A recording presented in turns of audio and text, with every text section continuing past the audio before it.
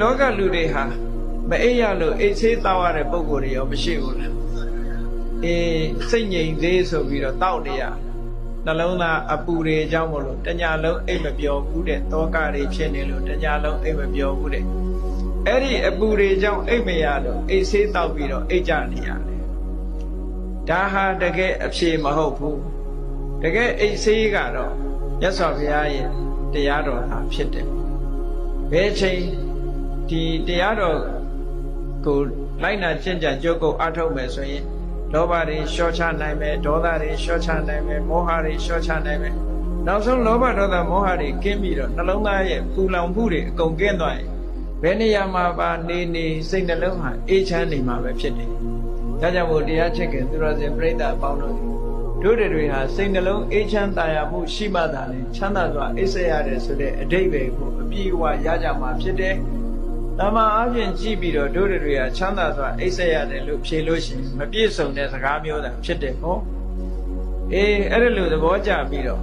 တို့တွေဘာလို့ရမလဲချမ်းချမ်းသာသာအိပ်ဆက်ရခြင်းရဲ့အဓိပ္ပာယ်ပြည့်စုံအောင်ဘာလို့ရမလဲ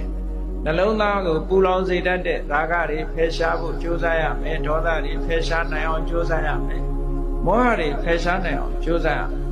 ကဲကြိုးစားပြီဆိုတဲ့အခါမှာရာဂဖယ်ရှားအောင်ဘာနဲ့ကြိုးစားမလဲရာဂကိုဖယ်ရှားဖို့ရအတွက်နံပါတ်1ကဘုန်းကြီးတို့တွေရာဂဟာဘာကြောင့်ဖြစ်နေသလဲလို့ဆိုရင်တင့်တယ်မှုလို့စိတ်ကအာယုံပြုတ်နေသည့်အတွက်ကြောင့်သူ့ဘနမိတ်ကိုအာယုံပြုတ်ထားသည့်အတွက်ကြောင့်ရာဂဟာတိုးတဲ့တိုးလာတာဖြစ်တယ်ဒါကြောင့်မို့လို့မတင့်တယ်ဘူးဆိုတဲ့အတုပကမ္မထံဗမာစကားထဲမှာအတုပလို့ဆိုလို့ရှိရင်မသာသွားတတိယနေတာမျိုးဖြစ်တတ်တယ်နော်